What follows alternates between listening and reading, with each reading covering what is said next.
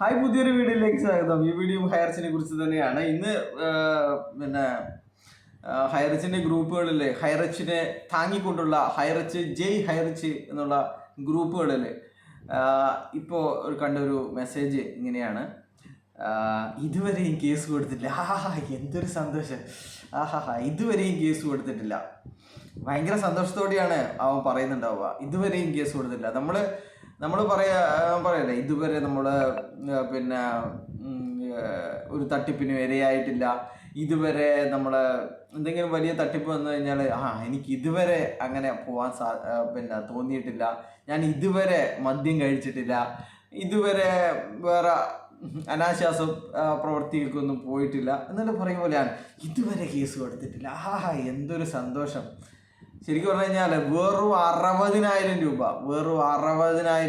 1,20,000 രൂപയുടെ സ്കൂട്ടറിന് വേണ്ടിയിട്ട് 60,000 രൂപ നഷ്ടപ്പെടുത്തിയ, അല്ലെങ്കിൽ അത് തട്ടിപ്പാണെന്ന് പത്രത്തിലും ടി വിയിലും കണ്ട പാടെ ആൾക്കാർ, നൂറുകണക്കിന് ആൾക്കാർ പോലീസ് സ്റ്റേഷനിൽ പോയിട്ട് പരാതി നൽകിയാണ്. 1000-ഓളം FIRകൾ ഇതിനോടകം തന്നെ രജിസ്റ്റർ ചെയ്ത് കഴിഞ്ഞു എന്നുള്ളതാണ്. കണ്ണൂരും ആലപ്പുഴയിലും ഒക്കെ ആയിട്ട്.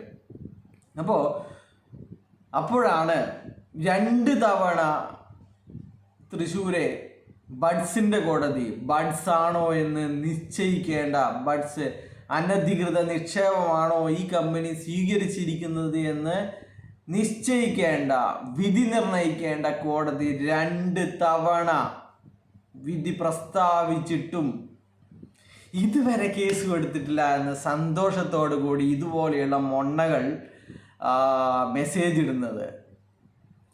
എന്താണ് അത് തന്നെയാണ് കോടിക്കണക്കിന് രൂപ ഉണ്ടാക്കിയ ലീഡർമാരുടെ ധൈര്യവും. യാതൊരുവിധ വിദ്യാഭ്യാസമോ യാതൊരുവിധ മുതൽ മുടക്കോ ഇല്ലാതെ 3,100 കോടിയുടെ തട്ടിപ്പ് നടത്തിയ കമ്പനികളുടെയും ആത്മവിശ്വാസവും ഇത് തന്നെയാണ്. ഇതുപോലെയുള്ള മണ്ടന്മാരെ നമ്മൾ 2-3 വർഷമായി ഉണ്ടാക്കിയെടുക്കുകയാണ്. അവരുടെ ബ്രെയിൻ നമ്മൾ വാഷ് ചെയ്ത് അവർക്ക് ഒന്നിനും കൊള്ളാത്ത അടിമകളാക്കി വച്ചിരിക്കുകയാണ് എന്നുള്ള സന്തോഷം. അതുകൊണ്ടാണ് ലീഡർമാരൊക്കെ പുതിയ സ്വന്തമായ കമ്പനി തുടങ്ങിയിട്ടും ഇവർക്ക് ഒന്നും തന്നെ ലീഡർമാരെ പറയാൻ പാടില്ല, കമ്പനിയെ പറയാൻ പാടില്ല. ഇതൊക്കെ നമ്മുടെ കുറ്റമാണ്, അല്ലെങ്കിൽ മറ്റുള്ളവരുടെ കുറ്റമാണ്, നമ്മുടെ ഭാഗ്യദോഷവും മറ്റുള്ളവരുടെ ചതിയുമാണ് ഈ കമ്പനി ഇങ്ങനെ ആയിപ്പോയിരുന്നത്. അല്ലെങ്കിൽ ഈ കമ്പനി ലോകത്തെ 1-ാം നമ്പർ കമ്പനി, 1-ാം നമ്പർ മണി ചെയിൻ. നിങ്ങൾ 1-ാം നമ്പർ തന്നെയാണ് മക്കളെ, നിങ്ങൾ 1-ാം നമ്പർ തന്നെയാണ്. കേരളം കണ്ട ഏറ്റവും വലിയ മണി ചെയിനാണ്.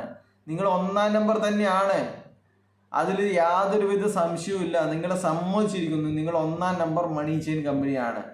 ഇനി കേരളത്തിലെ ഒരുത്തനും ഇതുപോലെയുള്ള ഒരു മണി ചെയിൻ ചെയ്യാൻ സാധിക്കില്ല എന്നുള്ളതാണ്. ശരിക്കും പറഞ്ഞു കഴിഞ്ഞാൽ അതിൻ്റെ കാരണം ഞാൻ പറയാം.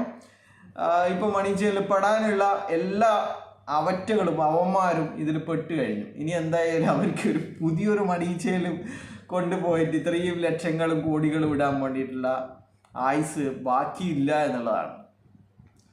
അപ്പോൾ അവരുടെ സ്വത്തുക്കളൊക്കെ വിറ്റിട്ടാണ് അവർ ഈ മണി ചെയിൻ കൊണ്ടിട്ടിരിക്കുന്നത്. ഇനി അവർക്ക് പുതുതായി സ്വത്തുക്കൾ ഉണ്ടാവണം, എന്നാൽ മാത്രമേ രണ്ടാമതൊരു മണി ചെയിൻ നിങ്ങളെ 3,100 കോടിയും 3,200 കോടിയുടെ തട്ടിപ്പ് ഇനി കേരളത്തിൽ ഉണ്ടാവണമെങ്കിൽ കുറച്ച് പണിയുണ്ട്.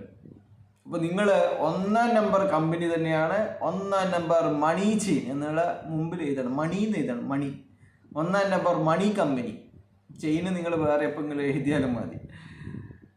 അപ്പോൾ വളരെ സന്തോഷമുണ്ട് എഡിനെ നിൻ്റെ ഇങ്ങനത്തെ മെസ്സേജൊക്കെ കാണാൻ വേണ്ടി. പിന്നെ ഇടയ്ക്കിടയ്ക്ക് ചോര തിളക്കുന്ന ഒരുത്തരുണ്ട്, നമ്മുടെ ഒരു ഡോക്ടർ.